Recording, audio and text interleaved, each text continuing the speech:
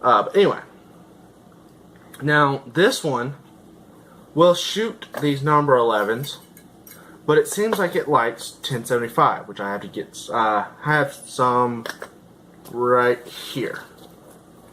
I believe these are the 1075s. Yes. They're not much different. They're just like a 0.25 thousandths of an inch, I think. They're not much smaller, but they fit tighter onto, get this in view, the nipple. Right here.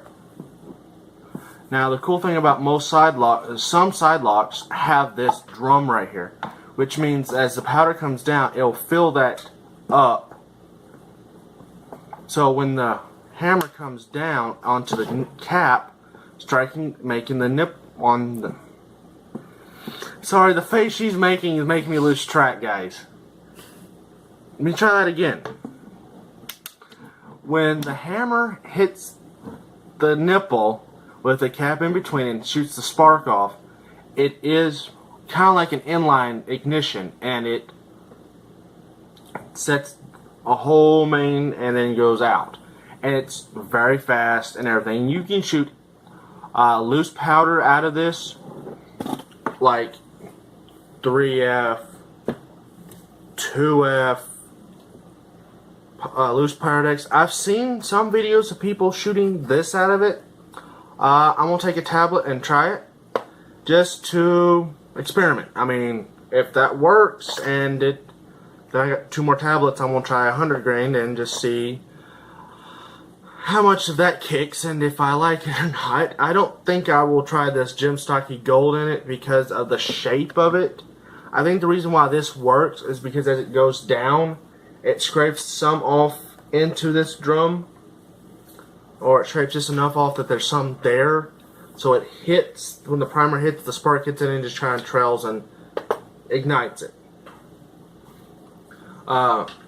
You can get, there's a lot of different variants. This is just the CVA Bobcat. CVA, I think, still makes some like this. You can find a bunch of kits from Traditions on Midway. Looking pawn shops. One of my friends told me in his area, he can find them side locks for about $175 to about $215, and I mean I find in my area inlines for, I think the most expensive inline I paid money for, because this one was given to me. This one was given to me for helping someone with dog fence. I think was the one I had to make into a pistol that you got me for my birthday hunt. I think that was $55. 50 to 55. Something like that. It was that one was more than this one.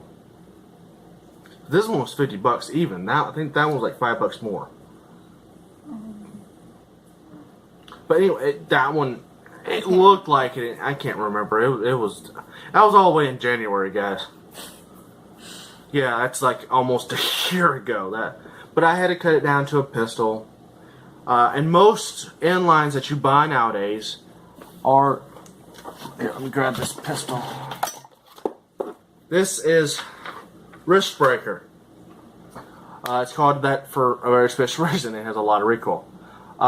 There are muzzle-loading pistols. They usually have longer barrels. They're about 10 to 14 inches, I believe, is what we were saying. I wanted a little shorter, more subcompact 50 caliber.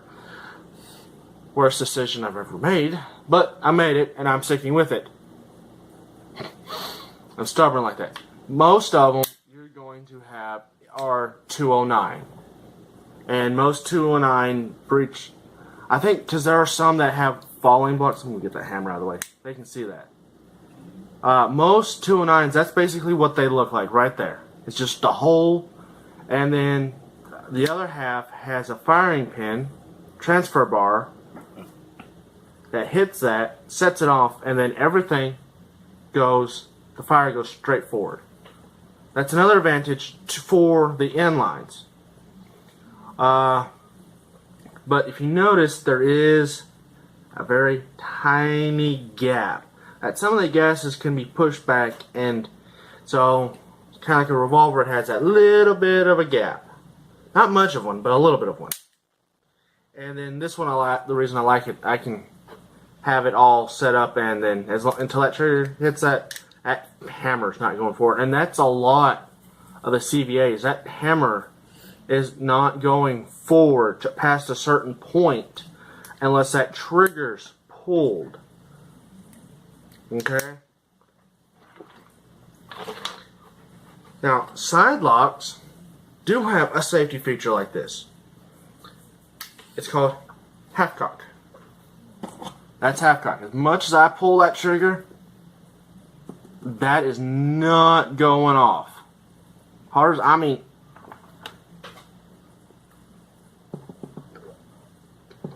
yeah, but if I put it here, I'm not going to let it snap on that nipple.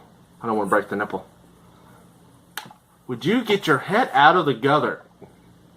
Gutter? Gutter. But as soon as I pull that trigger, it falls towards the nipple to set it off.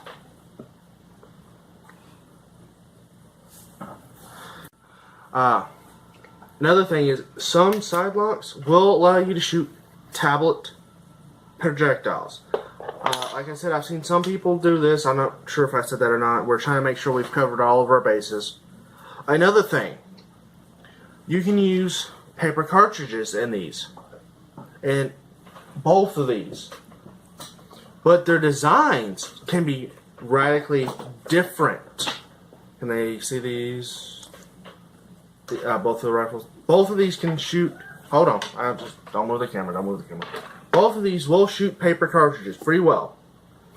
Now that I've figured out a design for both of them. Both of them. I can't. Words come to me. See? And this one here.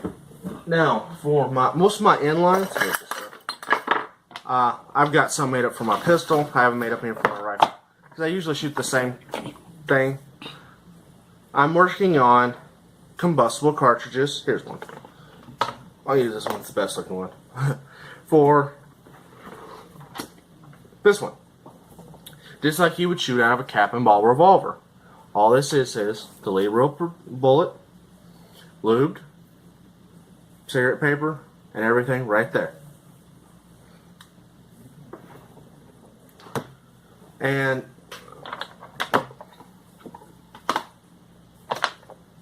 like I was saying, we had to stop and I had to dig one out. I had my shooter's bag, so you probably won't see that though. This is what I usually use for my inline rifles. Tapers down, slides in very easily until it gets to that projectile, and then it cuts the paper and then lets the lube on there and then allows it to set itself in there. While I have some of these 18th century paper cartridges that I use. Well, 18th century style. These were based off of Mike Bellevue's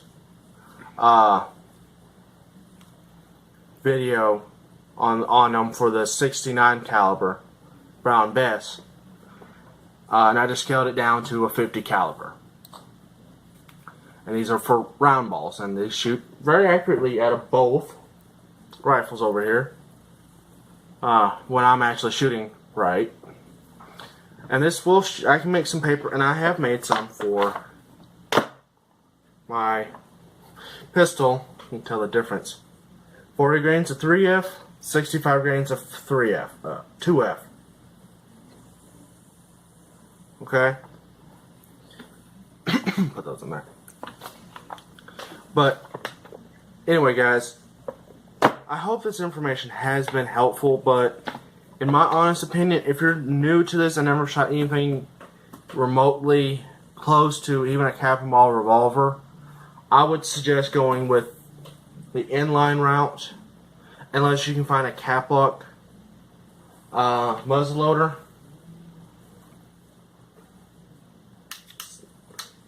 Or percussion cap muzzle side lock. Cheaper.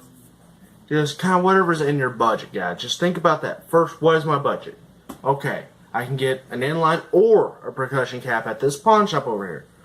And if you can get both, go ahead and get both. And then check out Dustin Weinecker, Mike Bellevue, Black Powder Maniac Shooter, Duke Frazier. There's a lot of people out there that show you how to load these and how to use them and how to shoot for them.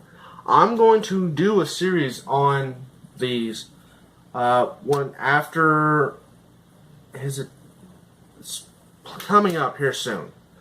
But anyway, guys, we gotta say goodbye.